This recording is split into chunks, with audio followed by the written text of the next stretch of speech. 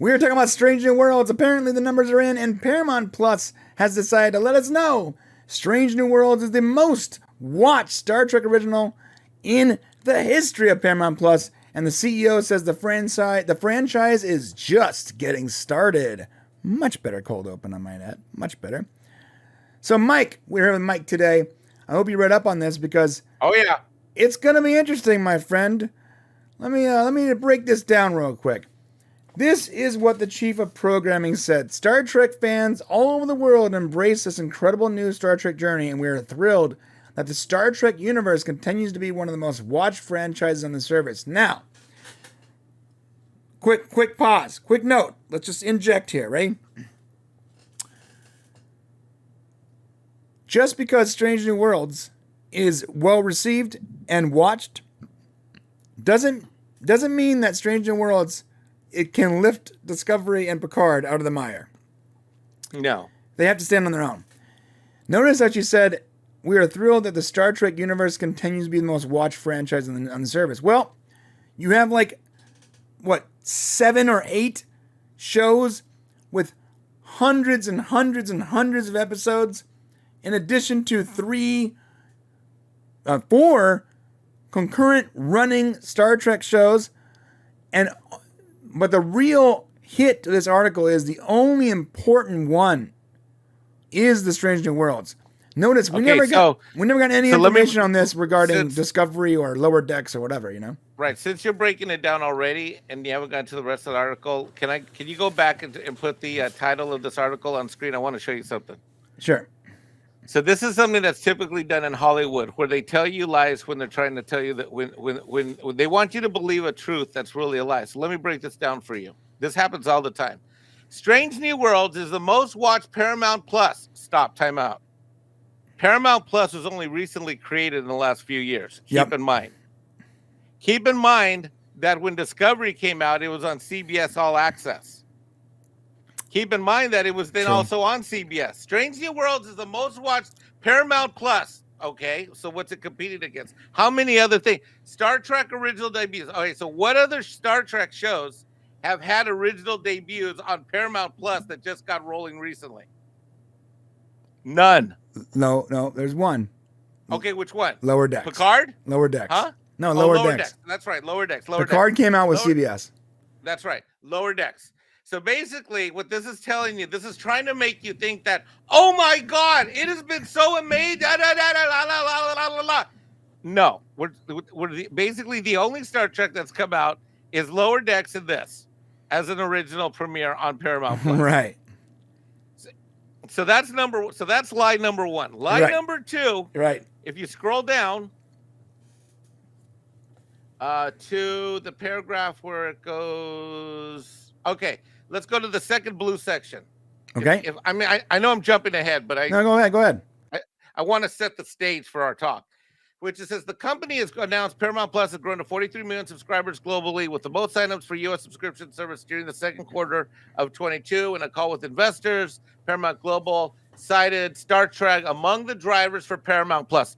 Among the drivers, saying the power and strength of our franchises, performances from Star Trek, Yellowstone, 1883, which, by the way, Yellowstone and 1883 fans are freaking lunatic fans compared to us. They are nuts for those shows. Yeah. Let me tell you something. My wife is a Yellowstone fan. Bro, I have every streaming service there is. But there was the latest the season of Yellowstone wasn't available on a streaming service because Paramount got the rights to tell a separate story, but not actually show the Yellowstone episodes. Right. So we had to buy $40. I had to buy her the season on Amazon. And she that's what they're like. That's what my family is like. She was nuts about it, bro. She was buying me boots and bowler the cowboy hats. I'm like, yo, what's going on right now? It's crazy. And by the way, then they go on to mention South Park, which has a phenomenal fan base. Right. I have been shocked how many people have been talking about South Park and Paramount Plus. And then look, I'm guilty of being excited about Halo. I've been a Halo guy for decades, and same. I got to admit that the main reason I subscribed to Paramount Plus was to get in on the Halo action. Yeah, for me, I've admit. been a Halo fan since the very first game. I've been a South Park fan since before I can talk. I'm pretty sure. So, like, you're stacking up Star Trek against Yellowstone, South Park, and Halo. Right. Right. So this is a propaganda article, my brother. Oh yeah. This is total fluff propaganda. I agree. From TrekMovie.com, the source for everything new in Trek. You know, whenever I see an article at these days, I've been doing so much of this stuff on other channels, whether it's Midnight Edge or others. I always ask who's writing this and who do they work for and why is this being written after I read it. And this to me is propaganda for Star Trek and propaganda because there's no, first of all, you know, it's the biggest opening of any. Okay, so this versus Lower Decks.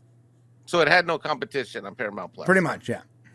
See, because if this was major news, they should say, like you were saying, Strange New Worlds is the most watched original debut of any Trek on any network, on any medium since the 60s of all time. Right. They're not going to say that because that's not true. That's not true. Now, they could have included Discovery and Picard in there, which I'm sure those did. I'm sure the Strange New Worlds did get bigger numbers in those two shows. I'm going to debate you on that. I don't know why. I don't know, man. When Discovery came out, man, I was like with bated breath. Yeah. Hold up, though. Discovery came out. The first two episodes came out on CBS, the channel. Right. So that's what I'm saying. It would have been a split. It would have been a split service. Yes, it would have been split. It would have beat it for sure, no matter how many. You're right. You're right. I was wrong. Now there is goodness to this. So everything Mike said is 100% correct. But let me explain what's good about this. We didn't get any of these fluff articles talking about how well Discovery was performing, or how well Picard performed, or even Lower Decks. This is the first fluff article I've seen regarding any of the new Trek stuff. So yeah, it's a fluff article, it's propaganda. However, them putting this out there means that they're, at the very least, the propaganda machine thinks that this show can go the distance and it's time to start propping it up. So my theory is that there are people out there, and I'm just going to speak for you, I think like you and me, who are on record, and there's a lot of people on social media saying that of all the modern Trek, this show was the most enjoyable. I've said that. I know I thought I've heard you say that multiple times. And there's been many people that have been very critical of, say, Discovery or Picard. I'm sitting here on one of them that have had much more favorable reviews for what we saw in Strange New Worlds. I agree.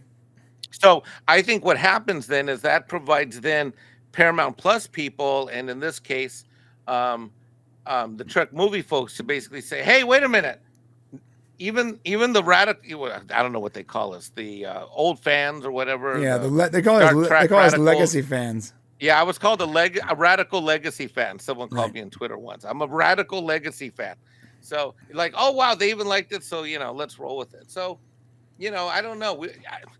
I think season 2, for whatever it's worth, I know it's already been shot. In my opinion, Strange New World season 1 got better as it went on. Yeah. I think season 2 is going to be better than season 1, but I have no basis for that opinion other than. Well, so actually you do. You just said the basis. Season 1 got better as it went on, and season 2 was shot at the same time. Okay. So there's no reason to assume that all of a sudden we get to season 2 and the quality drops off when it was all shot at the same time. Okay. So if it got better as it went on, it should continue to get better as it goes on. Okay. At least until it's a completely different crew filming it and different writers. That might change.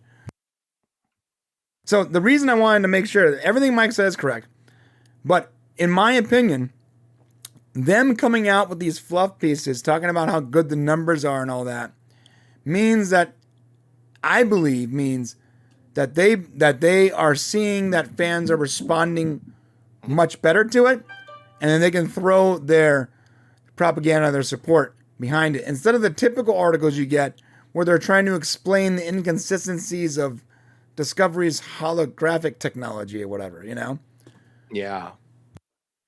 So anyways, that's what we think. Let us know what you think in the comment section below. Hit that subscribe on the way down because 90% of you are not subscribed. That said, see you tomorrow.